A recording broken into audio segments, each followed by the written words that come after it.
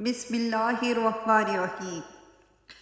ربی اشرح لی صدری ویسر لی امری واحلل عقدۃ من لسانی یفقہوا قولی ربی زدنی علما ربی زدنی علما ربی زدنی علما ربی زدنی علما۔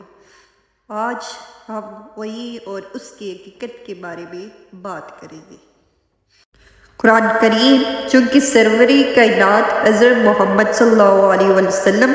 پر وحی کے ذریعے نازل کیا گیا، اس لیے سب سے پہلے وحی کے بارے میں چند ضروری باتیں سمجھ لینی چاہیے۔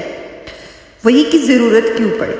ہر مسلمان جانتا ہے کہ اللہ تعالیٰ نے انسان کو اس دنیا میں آزمائش کے لیے بھیجا ہے اور اس کے ذمہ کچھ فرائض عائد کر کے پوری کائنات کو اس کی خدمت میں لگا دیا ہے۔ لہٰذا دنیا میں آنے کے بعد انسان کے لیے دو کام ناگزیر ہیں۔ ایک یہ کہ وہ اس کائنات سے اور اس میں پیدا کی ہوئی اشیاء سے ٹھیک کام لے، اور دوسرا یہ کہ اس کائنات کو استعمال کرتے ہوئے اللہ تعالیٰ کے احکام کو مد نظر رکھے اور کوئی ایسی حرکت نہ کرے جو اللہ تبارک و تعالیٰ کی مرضی کے خلاف ہو۔ ان دونوں کاموں کے لیے انسان کو ان کی ضرورت ہے، اس لیے کہ جب تک اسے یہ معلوم نہ ہو کہ اس کائنات کی حقیقت کیا ہے، اس کی کون سی چیز کے کیا خواص ہیں، ان سے کس طرح فائدہ اٹھایا جا سکتا ہے، اور اس وقت تک وہ دنیا کی کوئی بھی چیز اپنے فائدے میں نہیں لا سکتا۔ لیکن جب تک اسے یہ معلوم نہ ہو کہ اللہ تعالیٰ کی مرضی کیا ہے، وہ کون سے کام وہ پسند اور کن کو ناپسند فرماتا، اس وقت تک اس کے لیے اللہ کی مرضی کے مطابق زندگی گزارنا ممکن نہیں۔ چنانچہ اللہ تعالیٰ نے انسان کو پیدا کرنے کے ساتھ ساتھ تین چیزیں ایسے پیدا کی ہیں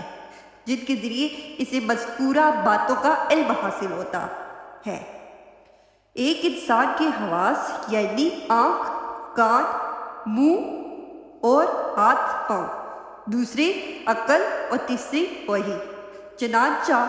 انسان کو بہت سی باتیں اپنے حواس کے ذریعے معلوم ہو جاتی ہیں، بہت سی عقل کے ذریعے، اور جو باتیں ان دونوں ذرائع سے معلوم نہیں ہو سکتی ان کو علم وحی کے ذریعے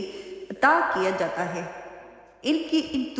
تینوں ذرائع میں ترتیب کچھ ایسی ہے کہ ہر ایک کی ایک خاص داور مخصوص دائرہ کار ہے جس کے آگے وہ کام نہیں دیتا۔ چنانچہ جو چیزیں انسان کو اپنی حواس سے معلوم ہو جاتی ہیں ان کو علم نری عقل سے نہیں ہو سکتا۔ مثلا ایک دیوار کو آنکھ سے دیکھ کر آپ کو یہ علم ہو جاتا ہے کہ اس کا رنگ سفید ہے، لیکن اگر آپ اپنی آنکھوں کو بند کر کے صرف عقل کی مدد سے اس دیوار کا رنگ معلوم کرنا چاہیں تو یہ ناممکن ہے۔ اس طرح جن چیزوں کا علم عقل کے ذریعے حاصل ہوتا ہے وہ صرف حواس سے معلوم نہیں ہو سکتی۔ مثلا آپ صرف آنکھوں سے دیکھ کر یا ہاتھوں سے چھو کر یہ پتہ نہیں لگا سکتے کہ اس دیوار کو کس انسان نے بنایا ہے، بلکہ اس نتیجے تک پہنچنے کے لیے عقل کی ضرورت ہے۔ جہاں تک حواس خمسہ کام دیتی ہیں وہاں تک عقل کوئی رہنمائی نہیں کرتی، اور جہاں حواس خمسہ جواب دے دیتے ہیں وہیں سے عقل کا کام شروع ہوتا ہے، لیکن اس عقل کی رہنمائی بھی غیر محدود نہیں ہے، یہ بھی ایک حد پر جا کر رک جاتی ہے، اور بہت سی باتیں ایسی ہیں جن کا علم نہ حواس کے ذریعے حاصل ہو سکتا ہے اور نہ عقل کے ذریعے۔ مثلا اسی دیوار کے بارے میں یہ معلوم کرنا ہو کہ اس کو کس طرح استعمال کرنے سے اللہ تعالیٰ راضی اور کس طرح استعمال کرنے سے ناراض ہوگا، یہ نہ حواس کے ذریعے ممکن ہے نہ عقل کے ذریعے۔ اس قسم کے سوالات کا جواب انسان کو دینے کے لیے جو ذریعہ اللہ تعالیٰ نے مقرر فرمایا ہے اسی کا نام وحی ہے، اور اس کا طریقہ یہ ہوتا ہے کہ اللہ تعالیٰ اپنے بندوں میں سے کسی کو منتخب فرما کر اسے اپنا پیغمبر قرار دیتا ہے اور اسی پر اپنا کلام نازل فرماتا ہے۔ اس کلام کو وحی کہا جاتا ہے۔ اس سے واضح ہو گیا کہ وحی انسان کے لیے وہ اعلیٰ ترین ذریعہ علم ہے جو اسے اس کی زندگی سے متعلق ان سوالات کا جواب مہیا کرتا ہے جو عقل اور حواس کے ذریعے حل نہیں ہو سکتے، لیکن ان کا حل علم حاصل کرنا اس کے لیے ضروری ہے۔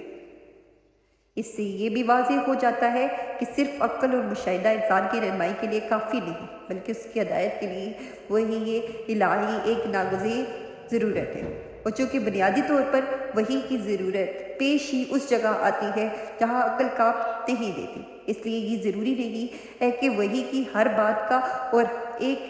اور ہر ایک عقل سے ہو، بلکہ جس طرح کسی چیز کا راز معلوم کرنا عقل کا کام نہیں بلکہ حواس کا کام ہے، اسی طرح بہت سے دینی عقائد کا علم عطا کرنا بھی عقل کے بجائے وحی کا مذہب ہے، اور ان کے ادراک کے لیے میری عقل پر بھروسہ کرنا درست ہے۔ جو شخص معاذ اللہ خدا کے وجود کا قائل نہ ہو، اس سے تو وحی کے مسئلے پر بات کرنا بالکل بے سود ہے، لیکن جو شخص اللہ کے وجود اور اس کی قدرت کاملہ پر ایمان رکھتا ہے، اس کے لیے وحی کی عقلی ضرورت اور اس کے امکان اور حقیقی وجود کا سمجھنا کچھ مشکل نہیں۔ اگر آپ اس بات پر ایمان رکھتے ہیں کہ یہ کائنات ایک قادر مطلق نے پیدا کی ہے، وہی اسی کے مربوط اور مستحکم نظام کو اپنی حکمت بالغہ سے چلا رہا ہے اور اسی نے انسان کو کسی خاص مقصد کے تحت یہاں بھیجا ہے، تو پھر یہ کیسے ممکن ہو کہ اس نے انسان کو پیدا کرنے کے بعد اسے بالکل اندھیرے میں چھوڑ دیا ہو اور اسے یہ تک نہ بتایا ہو کہ وہ کیوں اس دنیا میں آیا ہے، یہاں اس کے ذمہ کیا فرائض ہیں، ان کی منزل مقصود کیا ہے اور وہ کس طرح اپنی مقصدی زندگی کو حاصل کر سکتا ہے۔ کیا کوئی شخص جس کے ہوش و حواس سلامت ہو ایسا کر سکتا ہے کہ اپنے کسی نوکر کو ایک خاص مقصد کے تحت کسی سفر پر بھیج دے، اسی نہ چلتے وقت سفر کا مقصد بتائے اور نہ بعد میں کسی پیغام کے ذریعے اس پر یہ واضح کرے کہ اسے کس کام کے لیے بھیجا گیا ہے اور سفر کے دوران اس کی ڈیوٹی کیا ہوگی؟ جب ایک معمولی عقل کا انسان بھی ایسی حرکت نہیں کر سکتا تو آخر اس خداوند قدوس کے بارے میں یہ تصور کیسے کیا جا سکتا ہے جس کی حکمت بالغہ سے کائنات کا یہ سارا نظام چل رہا ہے؟ یہ آخر کیسے ممکن ہے کہ جس ذات نے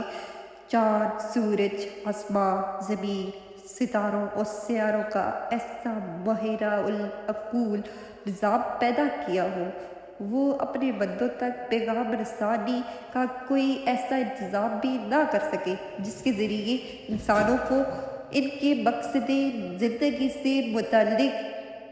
ہدایات دی جا سکے؟ اگر اللہ کی حکمت بالغہ پر ایمان ہے تو پھر یہ بھی ماننا پڑے گا کہ اس نے اپنے بندے کو اندھیرے میں نہیں چھوڑا بلکہ ان کی رہنمائی کے لیے کوئی باقاعدہ نظام ضرور بنایا ہے۔ بس رہنمائی کی اس باقاعدہ نظام کا نام وحی و رسالت ہے۔ اس سے صاف واضح ہو جاتا ہے کہ وحی محض ایک دینی اعتقاد ہی نہیں بلکہ ایک عقلی ضرورت ہے جس کا انکار در حقیقت اللہ تعالیٰ کی حکمت بالغہ کا انکار ہے۔ انشاءاللہ ہم اگلا ٹاپک جو پڑھیں گی سنیں گی وہ حضور صلی اللہ علیہ وسلم پر نزول وحی کے طریقے۔ تب تک کے لیے اتنا ہی۔ السلام علیکم ورحمۃ اللہ وبرکاتہ۔